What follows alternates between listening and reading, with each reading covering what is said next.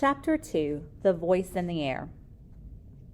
That evening, when the little Poppers had been put to bed, Mr. and Mrs. Popper settled down for a long, quiet evening.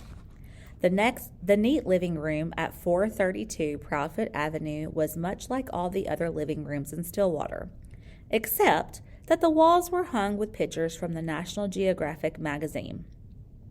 Mrs. Popper picked up her mending while Mr. Popper collected his pipe, his book, and his globe.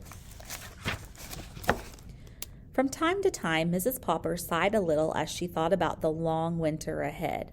Would there really be enough beans to last, she wondered? Mr. Popper was not worried at all.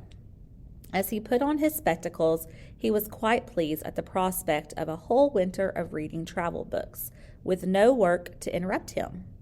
He set his little globe beside him and began to read.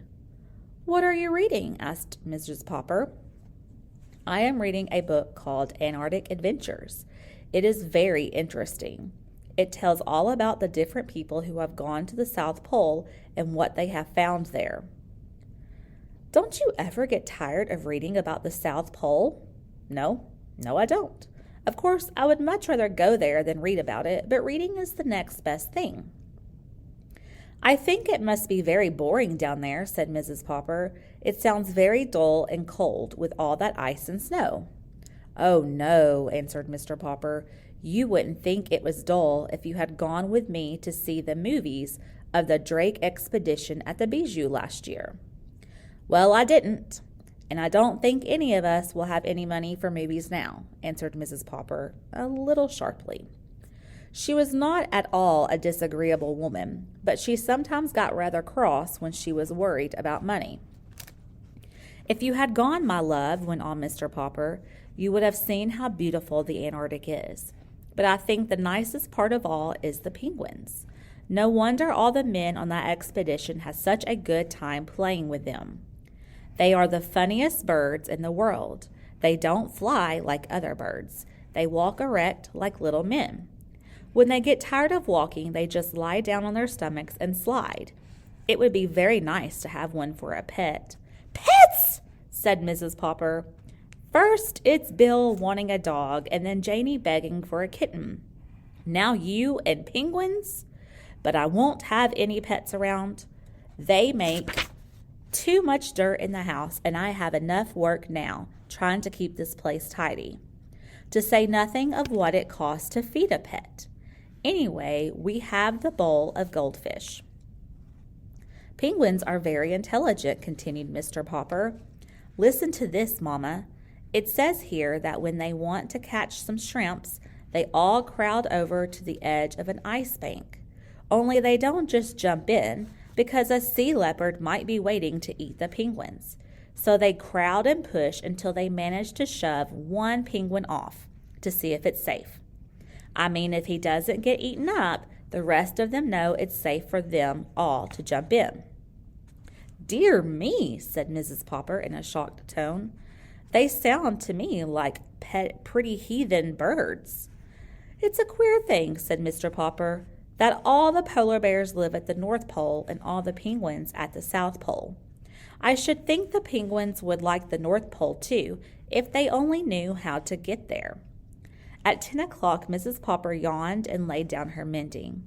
"Well, you can go on reading about those heathen birds, but I am going to bed. Tomorrow is Thursday, September 30th, and I have to go to the first meeting of the Ladies' Aid and Missionary Society." "September 30th?" said Mr. Popper in an excited tone.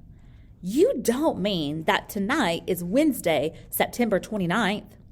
"Why, yes, I suppose it is, but what of it?"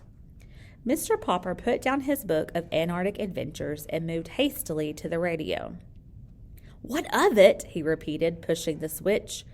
"Why, this is the night the Drake Antarctic expedition is going to start broadcasting." "That's nothing," said Mrs. Popper. "Just a lot of men at the bottom of the world saying, 'Hello, Mama. Hello, Papa.'" "Shh," commanded Mr. Popper, laying his ear close to the radio. There was a buzz, and then suddenly from the South Pole a faint voice floated out into the Popper living room. This is Admiral Drake speaking. Hello, Mama. Hello, Papa. Hello, Mr. Popper. Gracious goodness, exclaimed Mrs. Popper. Did he say Papa or Popper? Hello, Mr. Popper, up there in Stillwater. Thanks for your nice letter about the pictures of our last expedition. Watch for an answer, but not by letter, Mr. Popper. Watch for a surprise. Signing off, signing off. You wrote to Admiral Drake? Yes, I did, Mr. Popper admitted. I wrote and told him how funny I thought the penguins were. Well, I never, said Mrs. Popper, very much impressed.